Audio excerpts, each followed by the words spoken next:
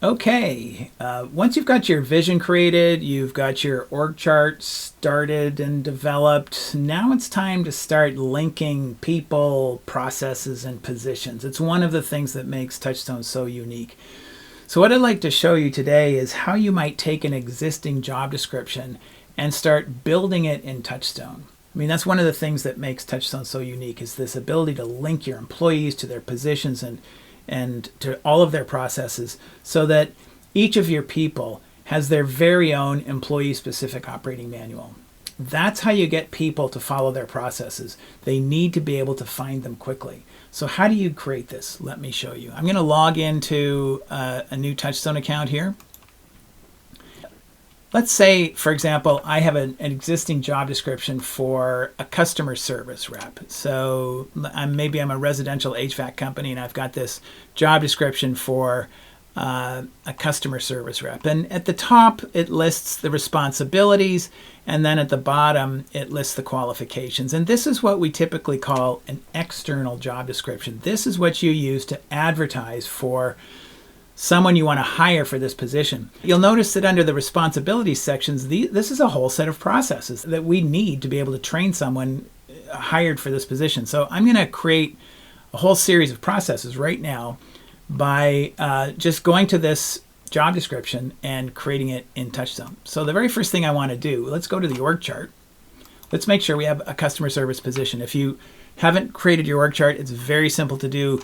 You can edit existing positions, add new positions, remove positions. I'm just going to go ahead and click on this position here, and instead of calling it customer support, I'm going to call it customer service representative and hit save.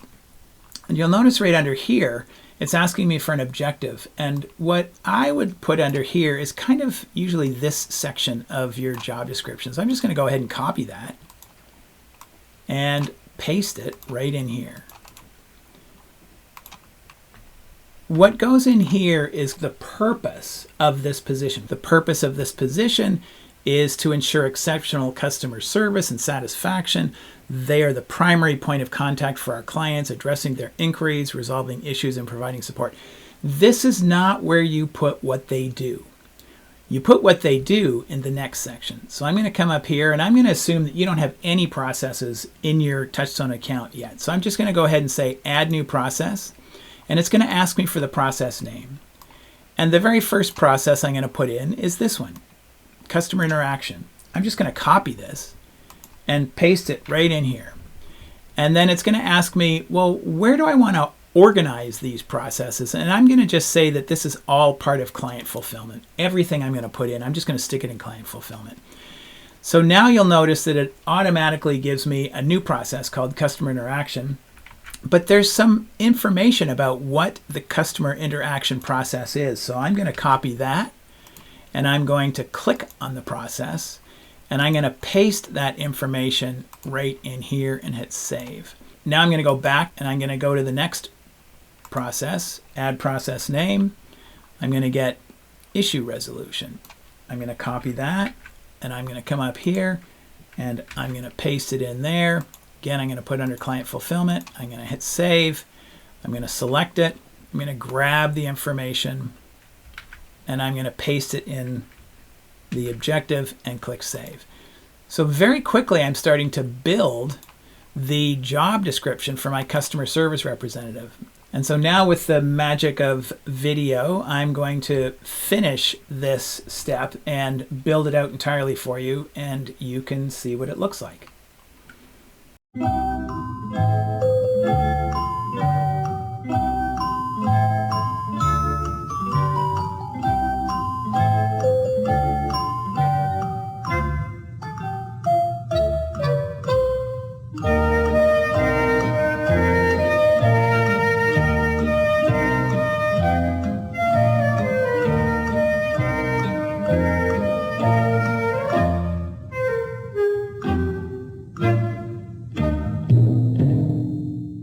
Okay, so now you see that I've pretty much built everything that I need to build. These are all the processes that will be used to train someone hired for this position. And they're all right here now. Next, I'm going to add a user, and we're going to call him Jim Jeffries, and his email address is jimjeff@bdc.com, and I'm going to give him a password, and I'm going to click save. So now Jim is in our system, and I'm going to come over to his control panel, and I'm going to make him the customer service rep, and he is a staff. He doesn't manage any people. And now I click done. Now, when Jim logs in, TouchStone knows he's the customer service representative. So he logs in, and instantly his control panel shows him what his responsibilities are. And he clicks on this list, and all of his processes will be listed here. And he can click on any one of these processes to get the instructions for how to do what needs to happen. How do you schedule appointments? How do you maintain the customer database? All of this information would be right behind these process names for him to follow. And this will be used to train him. This will be used to manage him, hold him accountable for expectations. There is another way that you can do this. In TouchStone, all of the processes are organized in 4 key functions. What we say is that any business has really only 4 key functions. You've got to get the business. These are all the processes for sales and marketing. You've got to do the business, all the processes for client fulfillment, customer service. You've got to run the business. These are all the support processes, finance, admin, HR, IT for supporting sales and marketing and client fulfillment. And then you've got to guide the business. You've got all the processes for strategy and management. So in any one of these key functions, we can select the key function. We can come up here and create a new process. Let's say it's the customer complaint process. And we can hit save. And now we can take that customer complaint process. We can write the objective. And when we click this button here, we get our organization chart, and we can link it to the customer service representative and hit close. And in that way, we're actually taking processes from the 4 key functions and adding them to boxes on the org chart. 2 different ways that you can create position-specific operating manuals. I hope that's been helpful. Talk to you soon.